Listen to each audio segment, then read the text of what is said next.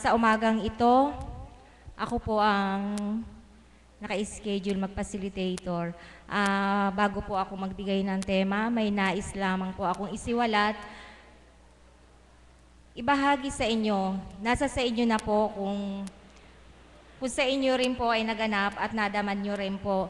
Ang mahalaga po, maisiwalat ko po itong nasa damdamin ko. Inuudyok po sa isip ko, naisiwalat ko na kung paano nga daw po ang dakong ito.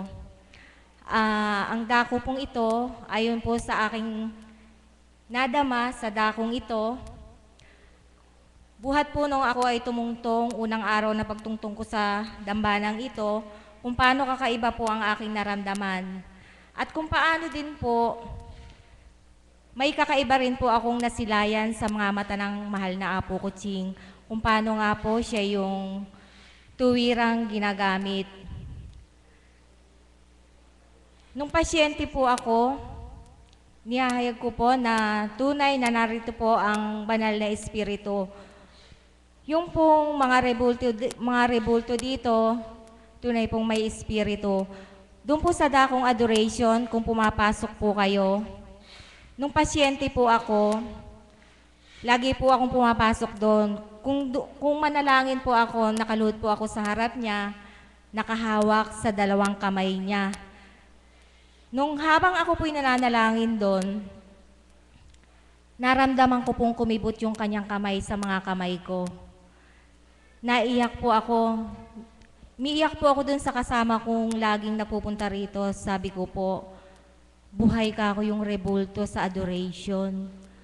Kumibot ka ako yung kamay niya sa mga kamay ko. At sa tuwing ako po ay nananalangin sa kanya, nakatitig po, gusto ko po nakatitig siya sa akin. Nakatitig din po ako sa mga mata niya. Ganun po ang gusto kong sitwasyon tuwing ako'y nananalangin sa kanya. Kaya sa tuwing na po na nagpapabless ako sa mahal na Apo, kung paano pa kinakausap din po niya ako, nakatitig din po siya sa aking mga mata. Kumbaga po, sa mata po niya ako nakatingin, nakatitig din po siya sa mga mata po. Kung paano po ganun ako manalangin sa adoration, magpahanggang ngayon po.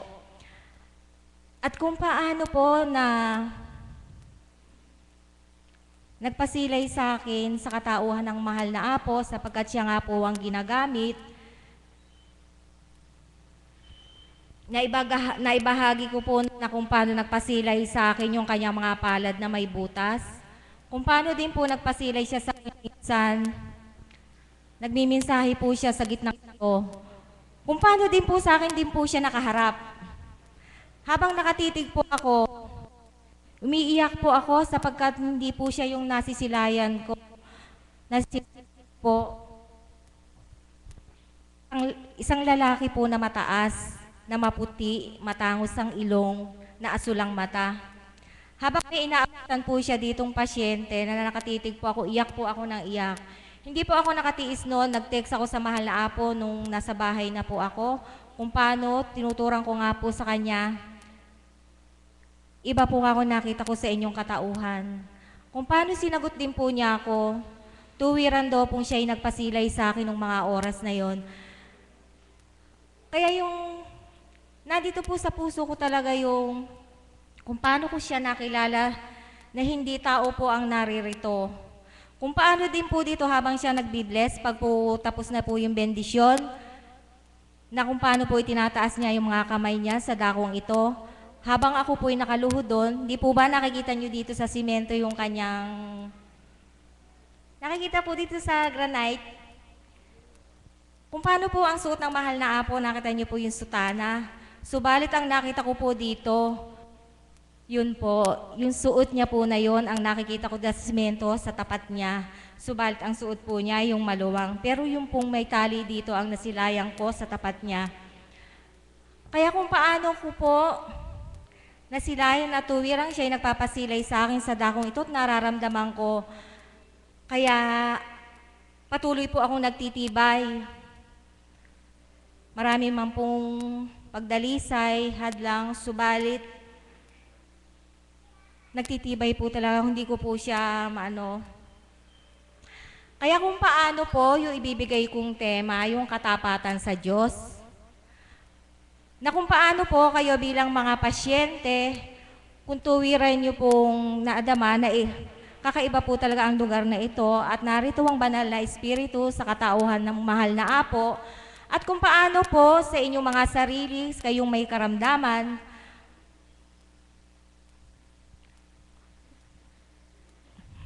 kung paano po na kung may binigay, halimbawa po kayo po may karamdaman, binigyan po kayo ng gamot, nababatid po niya kung ito nga ba'y sinusunod niyo po.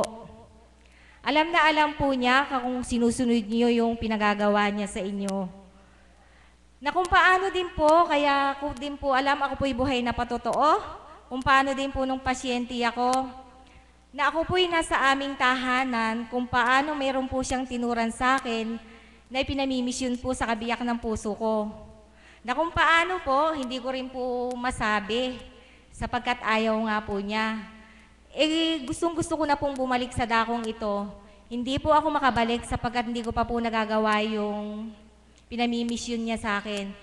Sa kagustuhan ko pong makabalik na, kinausap ko po ang kabiyak ko, kami lang pong dalawa ang magkasama sa aming tahanan habang nakaupo kami sa silya. Kung paano tinuturang ko po yung pinamimisyon sa akin ng mahal na Apo.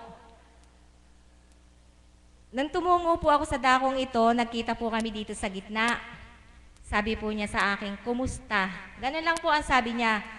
Wala po akong tinurang kundi ngumiti lang po ako. At nung ako po ay pumila sa gitnang ito, tinuran po niya sa akin kung ano yung pinag-usapan namin ng kabiyak ng puso ko. Di po ba buhay ang Diyos? Na kung paano kahit nasa tahanan ka po, alam niya po yung nagaganap sa tahanan natin. Kaya alam na alam po niya kung sumusunod po kayo. At kung paano po yung ibinahagi po niya sa aking tema na katapatan, ganon din po sa inyo, kung kayo po'y sumusunod sa katapatan ng inyong pananalig, ipagkakaloob po ang kagalingan sa inyo. At nawa po, kung sino man po ang ibahagi na tumindig sa dakong ito, nawa po ay tumindig po at ipahayag kung paano nyo sinunod ang katapatan, sa pagsunod nyo sa katapatan sa Kanya, ipinagkaloob sa inyo ang kagalingan. Bago po ako tumawag na magbabahagi, nais ko po munang magbigay ng isang awitin ang aking kapatid na alagad na si kapatid na bunso.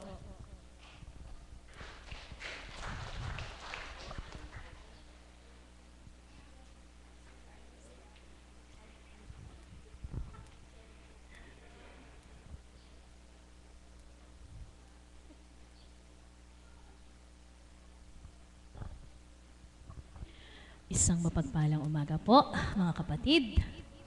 Katapatan, ano po? Ang hamon sa atin ng ating kapatid, hamon ano po, o habilin na lang para hindi naman po kuwan, ay maging matapat daw po tayo. Let's say, kunyari, ang sabi ng mahal na Apo is ganitong inumin. So, maging tapat daw po tayo. Amen po ba yun? Ang aawitin ko naman po ay kung papaanong napakatapat po ang ating Panginoon sa atin. Ano po? Kung papaanong ang pag-ibig niya, gayon na lamang para po sa ating lahat. Amen po ba yun? Mahirap magpakatapat kapag ka po nananaig ang bilang pagkatao. Amen po ba yun? Kasi maaaring magawa pa rin natin yung sa bilang pagkatao na hindi tayo makasunod, makatalima. Subalit, yung po ang ating hilingin sa ating Panginoon, ang tayo ay mapuspos ng kanyang Espiritu, nang sa gayon ay makasunod po tayo. Amen po ba yun? Amen na amen po ba? Gising pa po ba ang mga anak ng Diyos? Okay po, para po sa inyo. At syempre sa ating Panginoon, kagabi, habang kami po ay pauwi, kung papaano nga pong nagkukwentuhan kami sa sakyan, ano po, kung papaano nga pong kumikilos ang Panginoon sa bawat katauhan po na ginagamit niya, na kung papaano nga po yung mga kanyang kadakilaan na patuloy pong pinararamdam sa amin, pinadadama, pinakikita at pinamamalas, na talaga pong napakabuti ng Diyos. Sapagkat ang bawat isang kausap ko po kagabi sa sasakyan na pauwi po kami, ay talaga naman pong buhay na buhay ang ating Panginoon. Kaya po, yun lamang po, maging matapat nawa po tayo sa ating paghiling at maging matapat po tayo sa ating pananalig at pananampalataya sa ating Panginoon kung ano po ang aming mga nakakamtan, tuwira makakamtan din po ng bawat isa. Masarap po ang halo-halo. Bagamat masakit po ang aking lalamunan, aawitan ko po ang Panginoon sapagkat napakadakila po niya. Amen po ba? Pagkatapos ng misyon, halo-halo. Ang sarap-sarap po. Subalit wala pong masakit na lalamunan para sa ating Panginoon sapagkat siya naman po ang nagbigay ng tinig. Amen po ba? Kaya po, namnamin po ninyo ang awitin na ito. Ano po, kung papaano nga pagtunay na napakatapat po ng ating Panginoon at dakila siya. At syempre po sa ating mga kapatid na sa internet.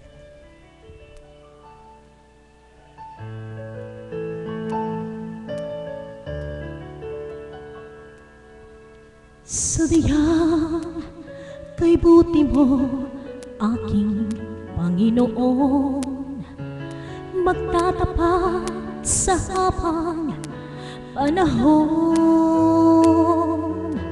maging sa kabila ng aking pagkukulang, biyaya mo'y patuloy na laan. Tutulad ng pagsikat ng gintong araw, patuloy kang nagbibigay tanglaw. Mula sa puso ko damdamin, katapatan mo'y aking pupurihin.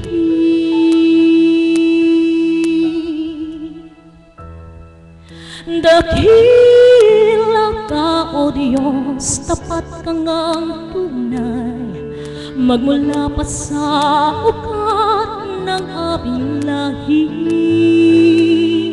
Mundo'y magunaw man, maaasahan kang lagi, maging hanggang wakas nitong buhay.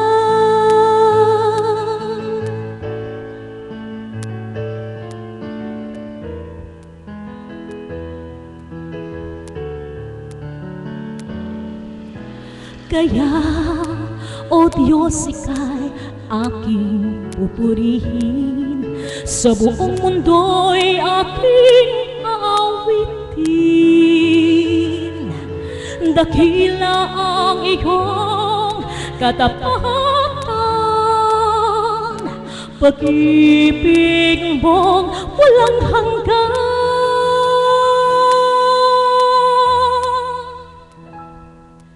Dakila ka, O Diyos, tapat kang ang tunay, magmula pa sa ugat ng aming lahi. Mundo'y magunaw man, maaasahan kang lagi, maging hanggang wakas nitong buhay. Dakila ka, O Diyos, sa habang panahon, katapatan mo'y matibay na sandigan. Sa bawat bigati, tagumpay man ay naroon, daluyan ang pag-asa kung kailang ay hinakon. Pag-ibig mo'y alay sa amin noon hanggang ngayon. Dakila ka, O Diyos.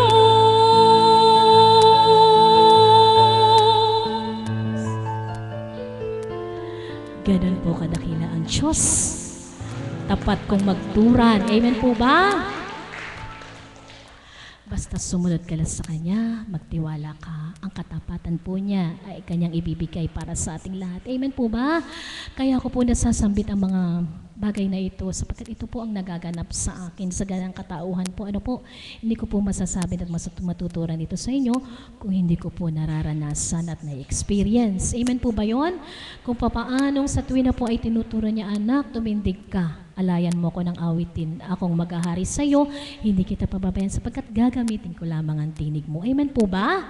Pinabayaan po ba ako ng Diyos sa kabila ng masakit na lalamunan ko? Hindi po, kasi matapat po siya kung magturan. Amen po ba? Ang kailangan lamang po natin ay magtiwala tayo sa Kanya. At maging matapat din po tayo kung papaanong ang katapatan na ibinibigay niya sa atin. Maging matapat din po tayo. Nang sa gayon ay meron po tayong makamtan. Amen po? Maraming salamat po.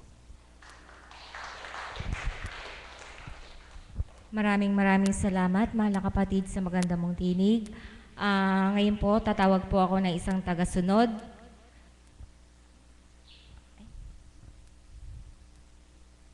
Si kapatid na Muding.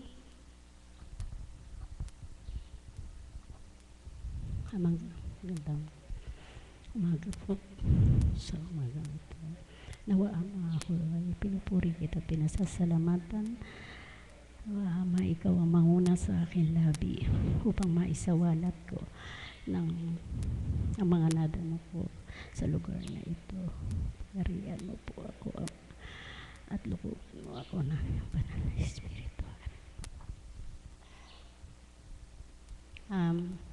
Muli magandang umaga po sa tanghalin tapat. Katapatan. Nung una po akong madako dito sa dambanang ito,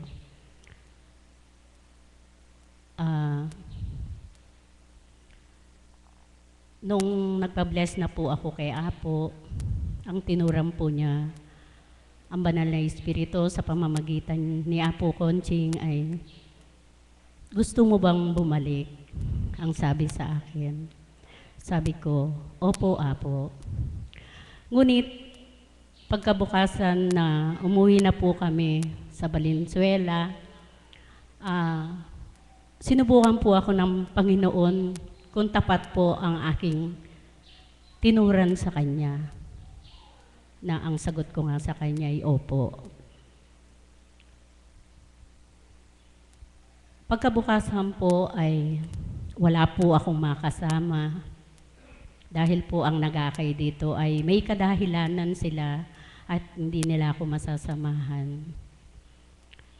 Ngunit sa aking sigurong katapatan sa Kanya na gusto kong makabalik dito ay nakahanap ako ng isang gagabay sa pagpunta ko rito. At sa aking katapatan na gusto ko ngang makabalik at makapagsyam dito sa dakong ito, ay sa 3 araw, naramdaman ko ang kagalingan ko. Bagamat ako'y 4 na taon na akong umiinom ng gamot, ako ay isang diabetic. Ngunit nung mapunta ako sa dakong ito, ay sa 3 araw lang, naramdaman ko ang kalakasan at ang lahat ng aking nararamdaman na parang ang utak ko ay pinipigana dahil siguro sa mga gamot na iniinom ko. Sa isang araw, ang iniinom ko pong gamot ay 10 klaseng gamot. Ngunit sa 3 araw, yung pong unti-unti ko pong inalis yung mga gamot na yon. Ang inano lang po sa akin ni Apo, yung tubig na binibless niya, yun lang po ang pinaka-therapy ko na iniinom. Unti-unti po, inalis ko po yung gamot na yon at hanggang ngayon, hindi na po ako umiinom ng gamot na galing sa butika. At wala na po ako nararamdaman na pagkahilo kasi po, nag-high blood ako, nagto-200 po ang aking blood pressure. Tapos ang ano ko po, nagiging 385, yung pong aking blood sugar. Sa awat gabay ng Panginoon, hindi na po ako umiinom ngayon ng kahit ano na gamot na galing sa butika. Kaya, Ama, pinupuri kita at pinasasalamatan. Nung June 2 po, 2 taon na po ako ditong nagbabata. Kaya, lubos kong pinasasalamatan ng banal na Espiritu sa katauhan ng ating mahal na Apo Conching. Salamat din po kay Apo Conching na nakilala namin siya ng taga Valenzuela, na marami na rin pong nakadama sa Valenzuela. Kaya po, ang masasabi ko lang po sa mga pasyente na nagpupunta rito, maging matapat lang po kayo sa pananalig, pananampalataya at pagtitiwala na ang Diyos na Diyos na Espiritu na bumababa rito ay tunay ngang buhay, sapagkat biro nyo po, 4 na taon na akong umiinom ng gamot. Ngayon, kahit isang gamot ng butika hindi na po ako umiinom. Kaya po kung kayo ay manalig, manampalataya at magtiwala, ang Diyos ay buhay, kayo ay gagaling. Maraming salamat po muli. Amen po ba? Sa katapatan po ng pananalig niya ay ipinagkaloob sa kanya. Ngayon naman po, hahandugan po tayo uli ng isang awitin ng aking kapatid na alagad, si kapatid na Mirna.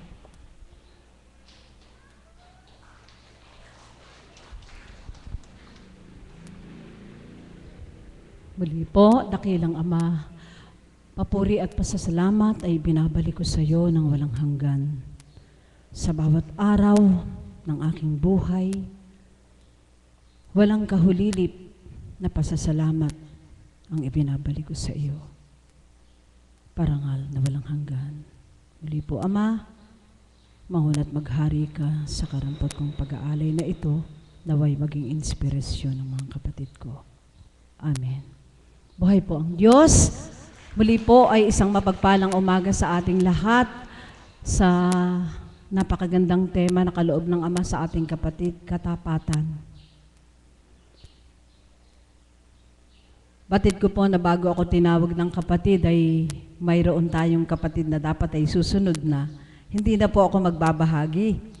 At naniniwala po ako na sa pamamagitan ng aking mga awitin ay magiging bahagi na rin ito sa inyong mga damdamin kung papaano natin kakamtin ang maging matapat at kung paano natin mararamdaman ang tunay na katapatan ng Diyos sa atin. Amen po ba? Na kung papaano sa bawat araw ay nararamdaman ko na nandun sa akin yung pagsusumakit na maging matapat. Higit lalo sa mga sandaling ako ay nakapakikinig ng mga banal na salita ng Diyos sa pamamagitan ng ating minamahal na Apo Conching na walang sawang tumutupad at nagpapakatapat sa kalooban ng Ama. Kaya po, sa pagkakataong ito, muli ang lumang awiting ito ay namnamin po natin. At dito po, nakasaad ang ilan sa nais kong ibahagi. Nawa po, huwag ninyong pagsawaan. Sabi nga po ng anak na Melissa, Nanay, napansin ko po ilang araw mo nang gustong awitin ng awiting yan, subalit hindi natutuloy. Siguro po, takda na ngayong maawit ko. Kung sa bilang tao, ang awitin pong ito ay pinamagatang, ang tao'y marupok, subalit sa banal na Espiritu, ang Diyos ay matapat.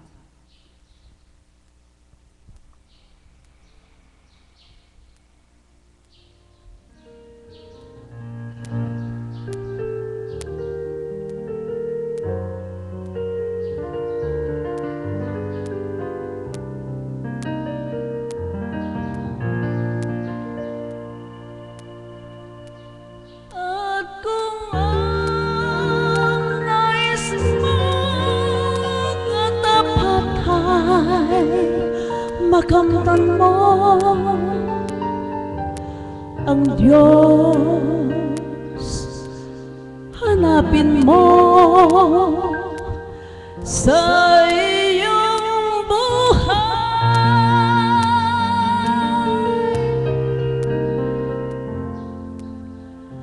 O kay sarap ng mabuhay sa sandaigdigan,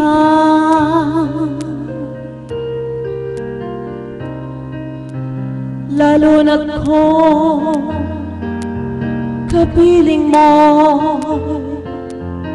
amang mapagmahal. Madaramang katapatan sa gabi't araw. Ang puso mo sa tuwi na ay nagumapal.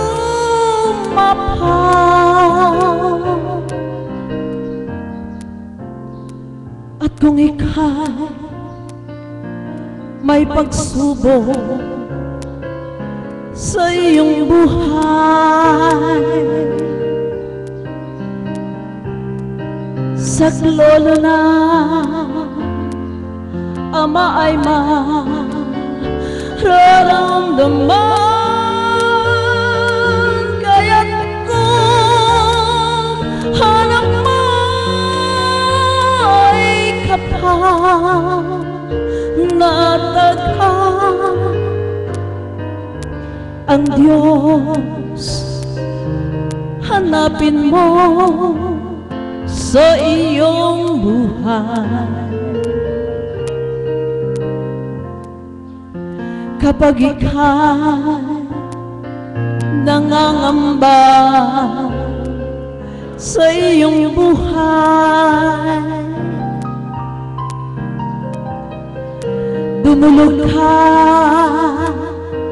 walang bisya,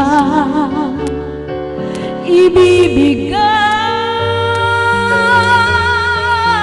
ang nais ng Ama. Yang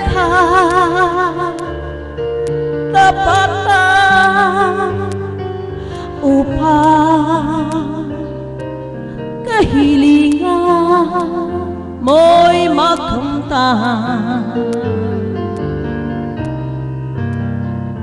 O kay sarap ng mabuhay sa sandaigdigan,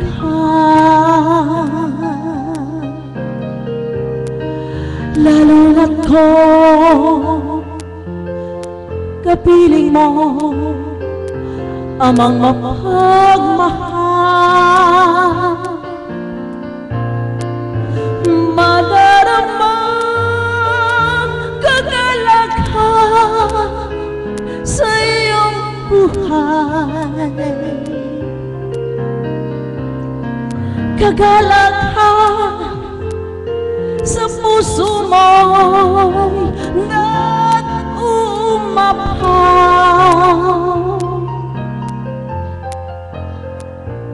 Kapag ikaw nangangamba sa iyong mga problema, tumulog ka, humiling sa ating Ama.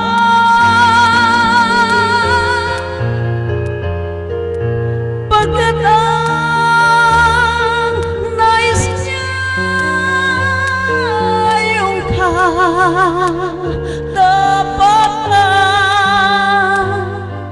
upang kahilingan mo'y makamtan.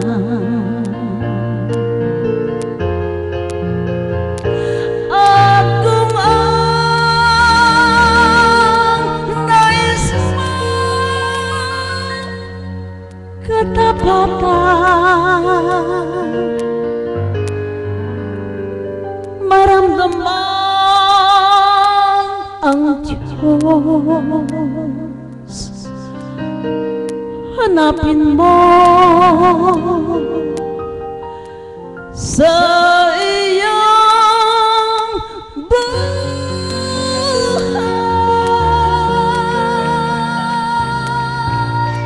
Salamat po, Ama. Salamat po sa iyo. Maraming salamat po. Kung ninamnam niyo po ang nilalaman ng awitin, batid niyo na po kung paano lumapit ng tapat sa Panginoon. Ang susunod ko pong tatawagin ay isang Caps, si Caps Goido.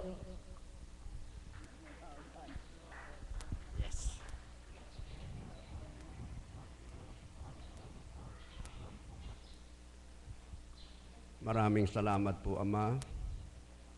Niloob mong ako'y tumayo muli sa harapan ng aking mga kapatid upang magpahiwatig at mag-aalay, magsalaysay ng iyong katapatan. Subalit, Ama, hindi ko po magagawa ang mga bagay na ito kung di mo ako sasamahan ng iyong banal na Espiritu. Kaya sa mo ko po't dalangin, Ama, ikaw po ang manguna, maghari sa aking puso't isipan para mailahad ko ang tunay na katapatan na aming pinagdinilayan ngayong umaga. Salamat po, Ama. Ako po'y nananalig sa iyo. Magandang umaga po sa pahapong ito. Sino po ba ang matapat? Tayo po ba ay mayroong natatagong katapatan sa ating puso't isipan? Marahil nga po, hindi nyo masasagot ang aking katanungan. Sapagkat ang Diyos lamang ang tunay na matapat sa kanyang mga anak. Sa katapatan po ng ating Panginoon, tayo pong lahat na nananampalataya at nananalig sa Kanya ay ibinibigay ang ating mga dalangin at mga hinihiling sa ating buhay. Kung meron man pong hindi na ibibigay ang ating kahilingan, pero huwag kayong mawawalan ng pag-asa. Basta maging matapat po lamang tayo sa pagdalangin, maging malinis ang ating puso't isipan, ibibigay po niya ang ating mga hinihiling sa Kanya. Marahil po napapatunayan natin, mga kapatid ko, na kung ano-ano ang nagiging katapatan sa atin ng Ama. Mula sa ating pagiging bata, inaruga po tayo. Pinalaki ng naaayon sa Kanyang kalooban. Dinamitan, binigyan ng lahat ng kakakailangan nating tao mula sa ating pagsilang. Subalit kung minsan ang tao nga lamang ang hindi nagiging matapat. Bakit po? Sapagkat paulit-ulit tayong nakagagawa ng mga kamalian. Paulit-ulit tayong nasisira sa Kanya, bagamat tayo nagmimithi na maging matapat, ngunit kung minsan hindi natin nagagawa. Kung kaya po ngayong umaga meron akong nakalaan na awit sa inyo na kung paano tayo maging matapat sa Ama, sa Anak at sa Espiritu Santo. Huwag na po nating hintayin, mga kapatid, na tayo maging matapat sa Ama. Mamaya bang tayo'y bulol na? Mamaya ba tayong wala ng lakas? Saka tayo gagawa ng mga bagay na nararapat gawin ng isang tao para sa ikalulugod ng Ama. Samantalahin po natin, mga kapatid, ang ating lakas, ang ating buhay. Ilaan po natin na tayo makagawa ng mga bagay na para tayo maging matapat sa Ama. Para yung Kanyang katapatan sa atin ay masuklian natin ng mga bagay na magiging kalugod-lugod sa Kanya. Kaya po sa umagang ito, bagamat di ako talagang mga awit, aalala ko po kayo ng isang awitin. Maestro,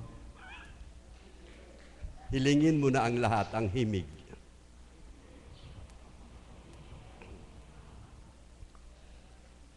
Nagawa mo na ang lahat, ang bagay dito sa mundo, ang di lang nagagawa mo, ang magmahal ka ng kapwa mo. Kapatid, huwag nang iliban ang paggawa ng kabutihan. Ang buhay maikli lamang, panahon ay nagdaraan. At ang puso mo'y huwag mong pigilan na magmahal ng iyong kaaway. Ang sa'yo'y nanunungayaw, pagbabago yung ipagdasal. Kahit kakinukutya, tinatawanan ng kapwa, huwag mo silang papansinin, Ama na ang bahala. Sabihin mong kaya mo, magmahal ng tapat sa puso mo. Kababaan isa buhay mo, Ama ang magtataas sa'yo. At ang puso mo'y huwag mong pigilan na magmahal ng iyong kaaway. Ang sa'yo'y nanunungayaw, pagbabago yung ipagdasal. Nagawa mo na ang lahat, ang bagay dito sa mundo, ang di lang nagagawa mo, ang magmahal ka ng kapwa mo. Salamat po.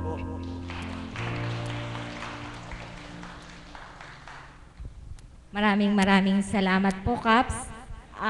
Ngayon naman po ang tatawagin ko ay ang aming Mother of the House.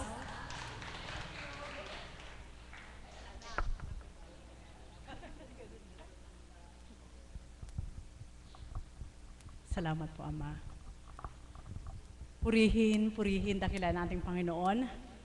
Sadya pong minsan talagang mimithiin mo na magbahagi ng kadakilaan ng Diyos. Sapagkat sa bawat araw, hindi nga po siya lumiliban ng pagtupad sa bawat isa. Amen?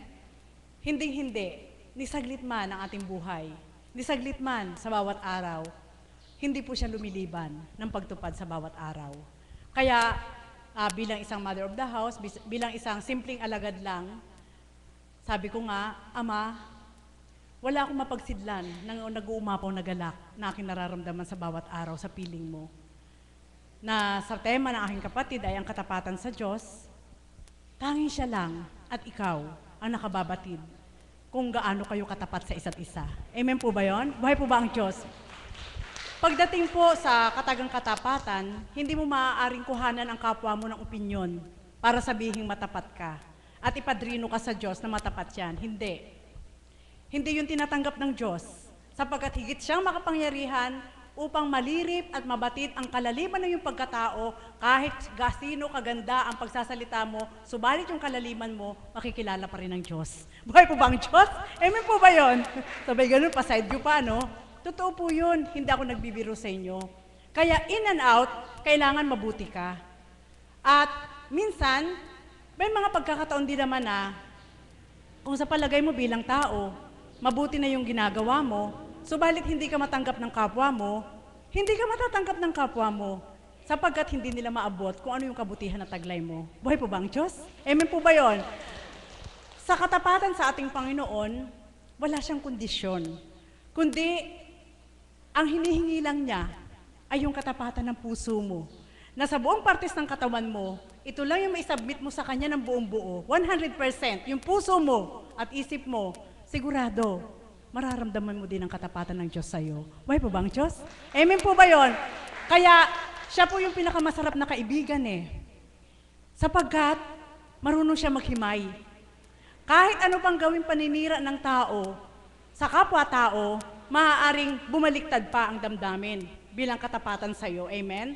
Subalit sa Diyos, ano man ang gawing paninira ng kapwa mo, dahil alam ng Diyos na kilala ka niya, hindi siya babaliktad para itapong ka niya. Buhay po ba ang Diyos? Amen po ba yun?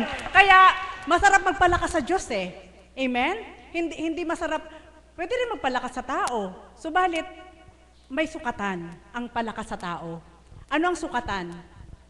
Kailangan marami kang material na bagay. Kailangan marami kang binibigay sa isang taong gusto maging matapat ka sa kanya, sa palagay niya. Amen? Subalit sa ating Panginoon, maliit man o malaki, kung katapatan sa oras at sa isip at sa puso mo na ibinibigay mo sa kanya, parehas lang yan. Buhay po ba ang Diyos? Subalit, may pasubali lang. Kaya lang naiiba ang pagkakaloob ng regalo ng Diyos sa katapatan ng bawat isa ayon doon sa ginampanan mo na katapatan din sa Kanya. Buhay po ba ang Diyos? Nakuha niyo po ba? Opo. Sapagkat hindi maaaring ipadrino ko halimbawa si tatay. Ama, matapat ito sa akin eh. Eh hindi ko naman alam kung matapat siya sa Diyos. Walang ano yun, walang bilang yun. Amen? Madaling sabihin sa tao, matapat ito sa akin. Subalit sa Diyos, siya pa rin ang magbibigay daan kung paano niya bibigyang halaga o bibigyan niya ng kapalit yung katapatan mo sa Kanya. Buhay po ba ang Diyos? Kaya sa bawat araw, nararamdaman ko po ang katapatan ng Diyos sa akin. Opo. At hindi ko masasabi na pinagtaksilan na ako niyang minsan. Hindi niya ako pinagtaksilan. Nararamdaman ko araw-araw, minuminuto, bawat oras ng aking buhay na matapat ang Diyos sa akin. Bakit kaya? Siya lang makakasagot doon, ano? Hindi, wala akong magbabanggit kahit na ano. Subalit ako na may katawan, nararamdaman ko kung gaano siya katapat sa akin. Buhay po ba ang Diyos? Sabi nga, kung gusto mong matapat sa kapwa mo, matapat sa Diyos, maging matapat ka rin sa Diyos, kahit hindi ka niya nakikita, kahit hindi mo siya nakikita. Nakikita ka niya araw-araw, pero yung katapatan na yon, higit ang Diyos na nakatatarok kung hanggan at saan ang katapatan mo sa Kanya. Buhay po ba ang Diyos?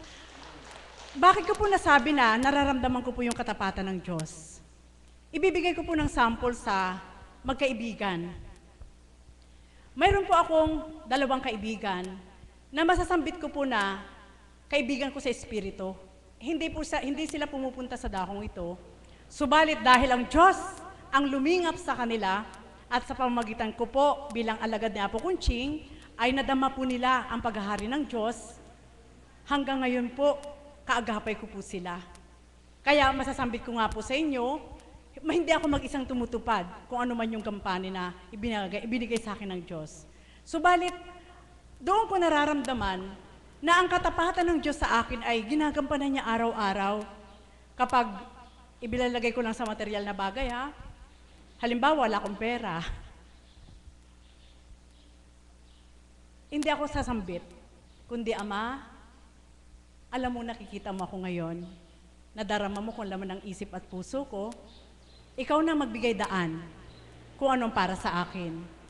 At kahit hindi ako humili ng kung ano, yung 2 kaibigan ko na yon, alam niyo po, binubulong sa kanila ng Diyos na maalala ko. Buhay po ba ang Diyos? Amen po ba yun? Opo, ang lalayo nila eh.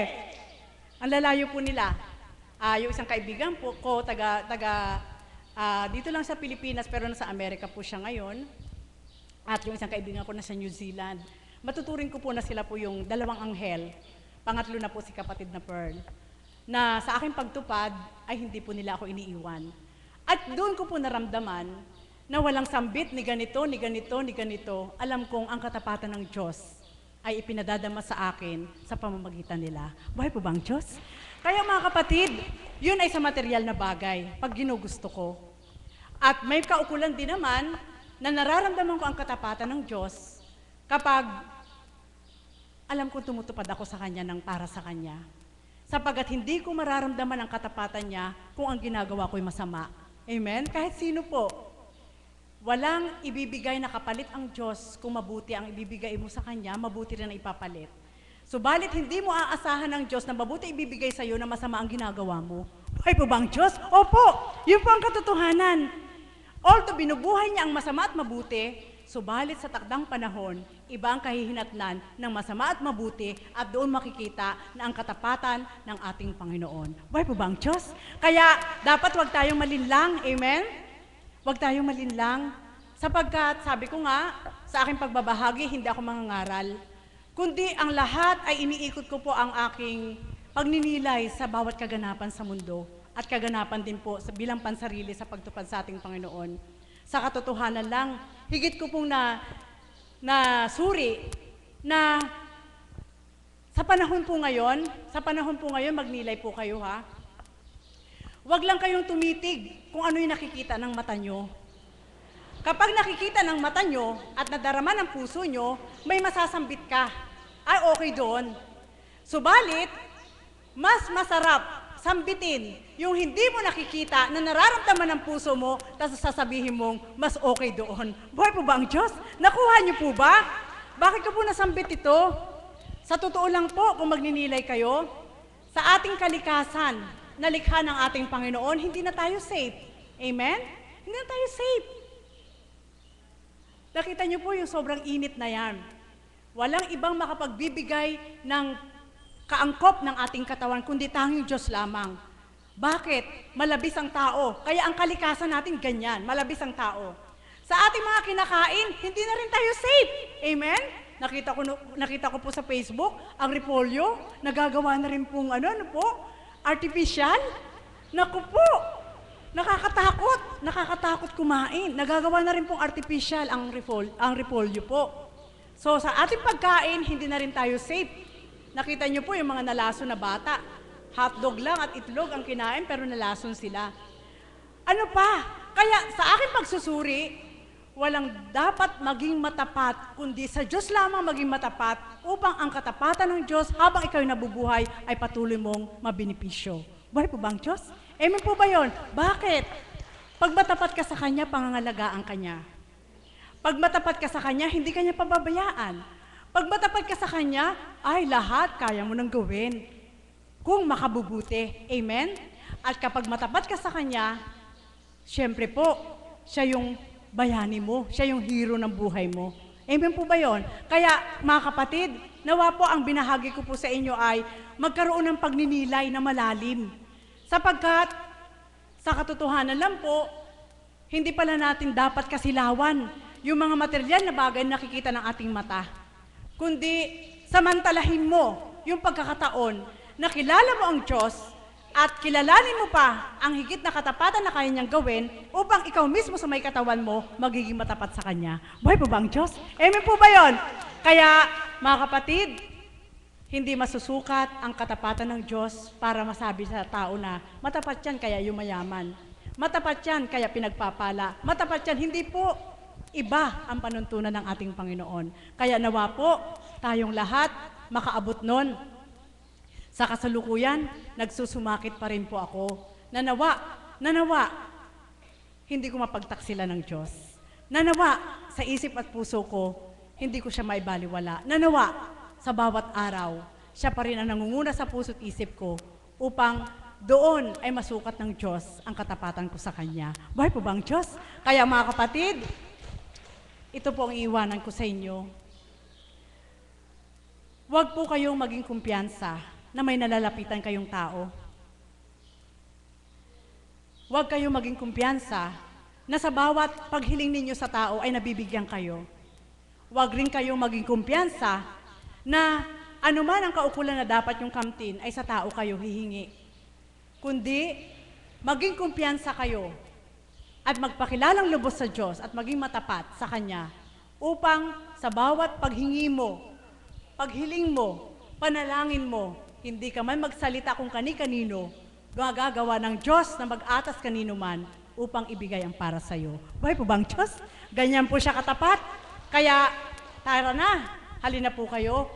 Sama-sama po nating pasalamat at papurihan ng Diyos. Sama-sama po natin ipakilala siya sa iba't ibang paraan na ginagampanan po niya sa ating buhay, kung gaano siya katapat. Ipakilala po natin siya.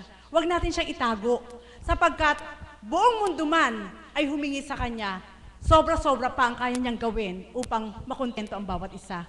Kaya, huwag nating sarilinin, ipagsigawan natin ang katapatan ng Diyos sa tao. Sapagkat ang ating Panginoon, walang magsusumigaw ng Kanyang katapatan kung walang magiging matapat sa Kanya. Amen?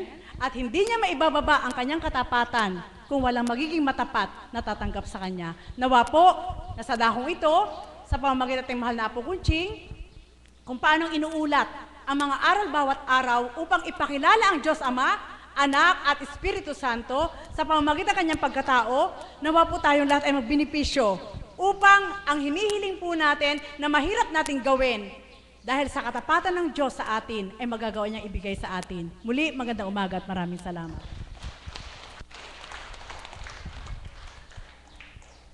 Amen po ba? Nagkaroon po kayo ng inspirasyon. Maraming salamat po sa mga nagbahagi at nagsipag-alay ng awitin. Ang lahat po ay